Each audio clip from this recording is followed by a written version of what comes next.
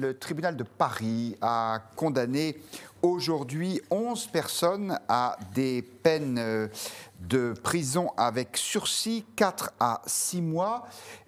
Dans l'affaire Mila, vous savez, cette jeune fille qui avait été poursuivie, harcelée sur les réseaux sociaux après la publication. Alors, il y a eu deux affaires, en fait. Les condamnations d'aujourd'hui font suite à la publication d'une vidéo par Mila en novembre dernier.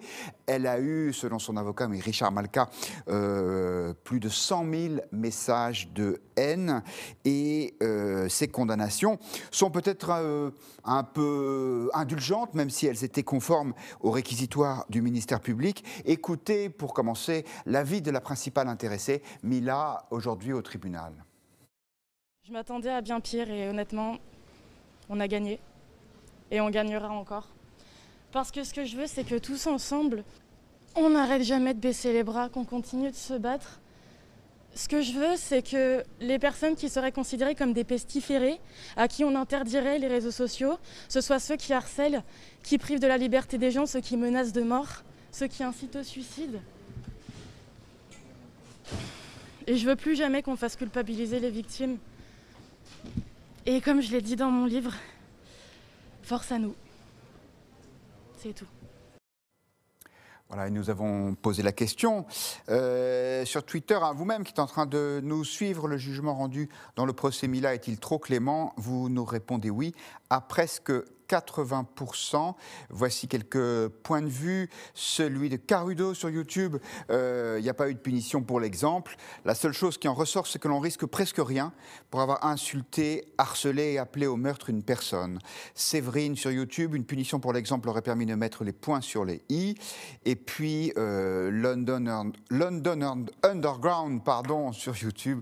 Avec le contexte actuel et les fanatiques de la religion un peu partout, j'imagine que cette jeune fille savait à quoi elle pouvait s'exposer en publiant ces phrases publiquement. Avant d'entendre votre point de vue, je vous propose d'écouter celui d'Arnaud Diloar. C'est l'avocat d'un des prévenus dans le procès Mila, et il explique pourquoi ces peines ont pu paraître comme étant indulgentes. Ce sont des primo-délinquants et donc on ne peut pas condamner très lourdement quelqu'un qui n'a jamais été condamné auparavant. C'est quand même important. Et puis effectivement, j'ai cru entendre que la victime, Mila, estimait que les peines étaient peut-être un peu légères. On a pu l'entendre effectivement au cours du délibéré, mais c'est un sentiment compréhensible. Mais encore une fois, ce sont des primo-délinquants et je trouve que pour une première, le tribunal a fait œuvre de pédagogie en condamnant, mais pas de manière délibérée, enfin pas trop fortement. Mathieu Souker, ça vous paraît équilibré ce jugement? Je ne suis pas juriste, je suis ni avocat ni magistrat, donc j'en sais rien. Je retiens juste que, comme vous le disiez vous-même, Guillaume, ça correspondait en fait aux réquisitions du ministère public. Et si je prends un tout petit peu de recul, il s'agit effectivement de messages postés sur les réseaux sociaux. Alors, il ne s'agit pas du tout de relativiser, de nuancer quoi que ce soit, mais je trouve qu'un message sur un réseau social, quel qu'en soit le contenu, qui se traduit... De menaces de mort. Oui. Alors, avec beaucoup de bêtises aussi, hein, et d'ignardises confirmées, en réalité, j'ai l'impression, par les témoignages à la barre des différents prévenus. On n'avait pas en face de nous des radicalisés sûrs de leur affaire. On s'est rendu compte qu'on avait une adolescente peut-être pas très mûre elle-même dans son premier message, à laquelle répondaient en fait des adolescents ou post-adolescents, là pour le coup encore plus idiots, enfin pardon pour ce terme qui constitue un jugement de valeur, mais je ne sais pas si on peut vraiment... je suis un peu embarrassé en fait dans la lecture qu'on fait de ce procès, comme d'un procès absolument emblématique autour de fractures de la société qui viendraient effectivement diviser la société française. Bon, j'ai l'impression que plus exactement on se pose la question de la régulation d'un nouveau média qui constitue une caisse de résonance inédite encore une fois par l'effet démultiplicateur qui est le sien. Et voilà, on dit beaucoup de bêtises sur les réseaux sociaux et on se rend compte à travers ce procès que quand on dit des bêtises qui peuvent avoir effectivement un caractère dangereux, derrière, on peut être condamné à de la prison. Pas de la prison ferme, il s'agit de jeunes personnes de 20 ans qui, effectivement, jusqu'à présent, n'avaient rien à se reprocher, ou en tout cas auxquelles la justice n'avait rien à reprocher, et qui se trouvent quand même avec un casier judiciaire qui n'est plus vide, désormais, qui n'est plus vierge, loin de là. Ils ont plaidé la bêtise, la colère, l'absence de réflexion. Le risque, Jérôme Sainte-Marie, c'est peut-être que, avec ces peines relativement légères, avec du sursis, l'idée infuse dans l'opinion que finalement, c'est pas si grave de mener une campagne violente avec des menaces de mort sur les réseaux sociaux. Je ne crois pas. Je ne crois pas que les peines soient particulièrement légères par rapport aux faits précis. On confond l'émotion qu'on ressent en voyant cette jeune femme dont la vie est abîmée, pour le moins, et on confond, et puis on a tout le contexte à l'esprit, et donc on aimerait que ça n'existe pas, ce genre de choses. Et donc on aimerait que la justice frappe très fort. Mais ce n'est pas l'objet de la justice. J'ai regardé, moi, attentivement, quand même, je ne suis pas juriste non plus, mais effectivement, les considérations, les considérants, disons, du jugement, c'est très précis, c'est très personnalisé. Certains ont eu plus, d'autres ont eu moins, quelqu'un a été relaxé, parce que ce n'était pas très clair. C'est ça, la justice. Alors je sais que maintenant, on a l'habitude de commenter les décisions de justice sans aucun problème, c'est l'affaire Sauvage, c'est l'affaire Halimi, etc., qu'on se moque, qu'on attaque les magistrats parce qu'on demande aux magistrats de régler des problèmes de société. Ils sont là pour. Effectivement, on examine avec un regard critique que je considère comme étant légitime. Sur l'affaire Halimi, ça a été quelque chose quand même. Oui. Non. Mais c'était justifié, à mon avis. Enfin, je pense que si nous, les médias, nous ne nous faisons pas l'écho de la colère du peuple français, je ne parle pas spécifiquement sur ce cas, mais par exemple sur l'affaire Halimi, vous avez quand même eu des milliers de personnes qui sont descendues dans la rue. On ne peut pas se taire. Après, vous dites que vous n'êtes pas d'accord, mais nous faisons notre travail, me semble-t-il. Les médias, depuis cette affaire, ne sont pas fait l'écho de toutes les personnes qui n'ont pas été jugées parce qu'elles avaient commis des crimes atroces en situation de démence. Ça, les médias n'en parlent pas. Et moi, du coup, je suis attentif à ça depuis cette affaire. Ça n'arrête pas, en réalité. C'est comme ça. C'est la justice. Il y a des règles. Encore une fois, mais c'est tant mieux. Il y a eu un débat, si vous voulez, qui a été lancé. Peut-être que la loi sera modifiée. Mais enfin, il y a aussi beaucoup de bêtises qui ont été dites à ce moment-là, je crois. Mais pour revenir à cette affaire précise, là, c'est un petit peu... C'est pour ça que je fais ce parallèle, comme pour l'affaire Sauvage, où on avait tout mélangé, le débat de société, etc., et l'affaire elle-même.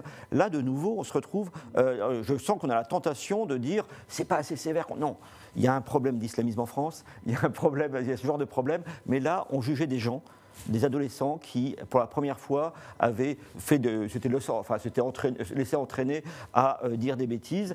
L'autorité n'avait pas de lien avec l'islam, par ailleurs. C'était pas du tout une action concertée, si vous voulez, de chasse à l'homme dirigée contre cette personne. C'est des gens qui, par bêtise, par faiblesse, etc., font ça. Moi, il se trouve que je regarde souvent les réseaux sociaux. Il y a des gens très respectables d'un certain âge qui écrivent beaucoup de bêtises et qui s'insultent sur les réseaux sociaux. Ouais. Donc on voit bien, si vous voulez, que là, des adolescents... Et en face, ils ont quoi? Ils ont quand même la prison avec sursis. C'est pas si fréquent que ça, vous savez, en France, d'avoir la prison avec sursis. Ils ont des amendes, ils ont eu ce procès.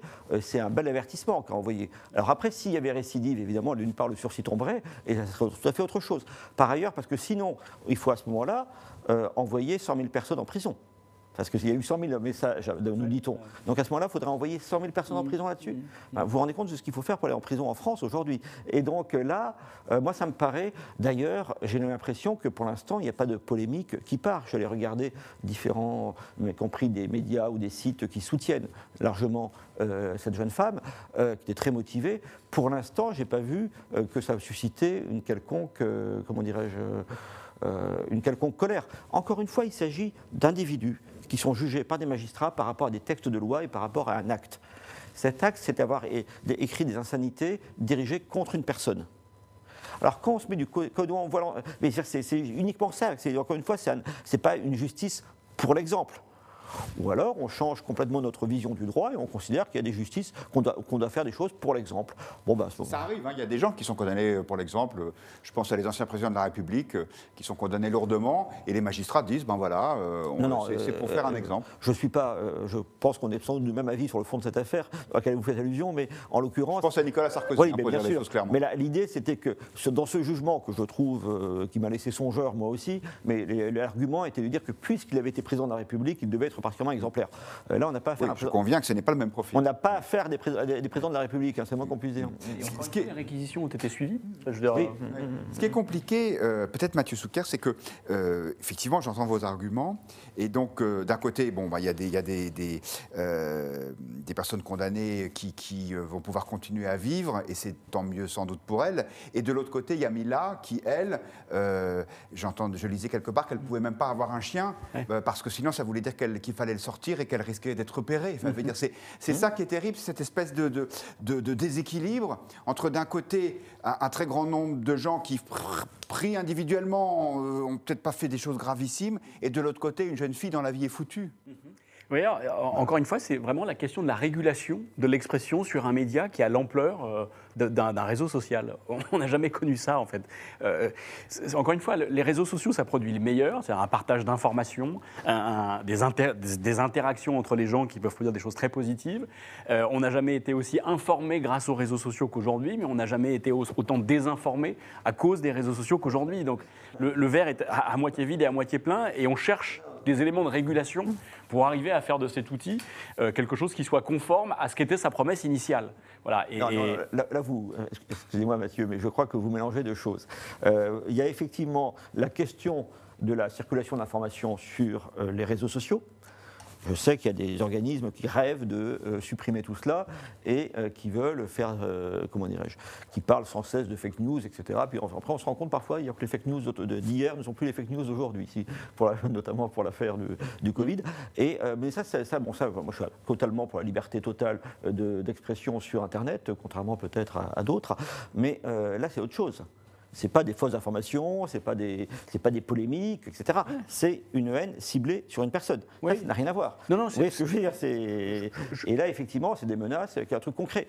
Mais si vous voulez, moi, je comprends très bien. Enfin, je suis moi-même un peu partagé face à ce jugement, parce qu'effectivement, on est un peu déçus, mais ce n'est pas en s'acharnant sur des gens qui ont fait des bêtises qu'on résoudra le problème de l'islamisme en France. Je veux dire, qu'on fasse appliquer les lois, précisément. Là, la loi a été appliquée. Ce qui est peut-être dommage, c'est que la loi ne soit pas appliquée dans toute une série de domaines qui sont un peu connexes. Et donc, effectivement, Jérôme, c'est quand même davantage le procès de la bêtise que le procès de l'islamisme, en l'occurrence. Parce qu'encore une fois, elle s'est fait insulter. Quand même, 100 000 messages au total. 100 000 messages au total. Beaucoup ont un caractère précisément homophobe. Le sujet, c'est pas qu'elle ait parlé en fait de l'islam, c'est qu'elle ait fait état du fait qu'elle était lesbienne. Dans sa première vidéo, en janvier 2020. Et encore une fois, sur les 12 ou 13 prévenus, je ne sais pas, seuls 2 avaient un rapport avec l'islam. Il y a même un de ceux qui a été le plus lourdement condamné, en fait, est catholique, revendique en fait son appartenance à la communauté catholique. Donc, je ne suis pas sûr que dans cette affaire, il y ait un lien direct à faire avec l'islamisme. Et je rebondis sur ce que je disais moi-même, en fait, il y a bien deux éléments. Internet est une source d'information, et donc aujourd'hui une source d'information, mais aussi un formidable vecteur d'expression. Et comment est-ce qu'on fait pour que cette expression soit totalement libre et en même temps régulée? Parce que, encore une fois, les messages de haine s'échangent. Enfin, je veux dire, j'imagine que vous deux, comme moi, quand vous passez sur des médias, pas le Figaro Live, bien entendu, puisque les spectateurs sont des gens extrêmement civilisés, mais je passe régulièrement sur des chaînes d'information. Après chaque passage, sur les réseaux sociaux, je me fais insulter, voire menacer. Donc, je veux dire, c'est normal, ça. La plupart des gens n'ont pas la chance de pouvoir s'exprimer dans les médias mais comme nous. Je ne me pose pas en victime, je constate ce fait, et je dis que nous avons à travailler collectivement à une juste régulation en fait de ce formidable vecteur d'expression. Ça s'appelle de la censure, ça. La juste régulation, c'est la censure. Non, je ne crois pas. Non, je crois pas. Encore une fois, il y a des choses qui étaient permises il y a quelques décennies, qu'aujourd'hui, effectivement, on interdit, sans pour autant pouvoir dire qu'on a basculé dans un système de censure. Vous diriez, Jérôme Sainte-Marie, tant pis, il faut vivre avec, y compris avec ce genre de campagne. Non, mais le rapport... Ah oui, bien sûr. Le rapport avec... moi, je trouve que vraiment la liberté d'expression sur Internet, comme toute liberté d'expression, d'ailleurs, est tout à fait salutaire, et qu'on trouve toutes sortes d'informations qu'on ne trouve pas ailleurs. Et moi, je m'en félicite. Si on compare ce que l'on avait... Bon, et par ailleurs, les fake news, c'est pas... Enfin, autrefois, pour des libéraux, si vous voulez, les fake news, le mensonge, ils venaient du pouvoir, Là, on considère qu'il vient de la base. Oui. Bon, je pense qu'il vient un peu partout, mais je pense qu'effectivement, les gens ont le droit de s'exprimer et ont le droit d'exprimer des messages extrêmement durs tant que ça reste à un certain niveau de généralité. Lorsque ça devient... Et là, ça change de nature, parce que là, c'est une menace sur une personne. Et là où, malheureusement, il y a un rapport avec l'islamisme et avec l'islam, c'est que si on a peur pour la vie de cette jeune femme et si elle a peur pour sa vie, c'est bien parce qu'on pense à des assassinats justifiés, justement, commis par des islamistes. Si ça serait autre chose, elle aurait subi, si vous voulez, un lynchage virtuel sur Internet. C'est pas agréable, mais c'est pas le fond de l'affaire. Là, on se dit, mais est-ce qu'il n'y a pas des On loups ne peut pas passer solitaires, à l'acte, bien sûr. un déséquilibré, comme on dit désormais, mais chacun sait ce que ça signifie, eh bien, un supposé déséquilibré, est-ce qu'il ne va pas passer à l'acte? C'est ça. Et là, c'est un rapport avec tous les attentats que subit l'Europe depuis un certain temps. Donc, c'est là où il y a un rapport avec l'islamisme. Mais encore une fois, le problème de l'islamisme, les problèmes connexes à l'islamisme, les causes de cette menace islamiste en France, elles tiennent à la non-application d'un certain nombre de lois, beaucoup plus qu'au manque de, comment dirais-je, qu'à la trop grande sévérité de la justice. Eh bien, voilà, c'est dit.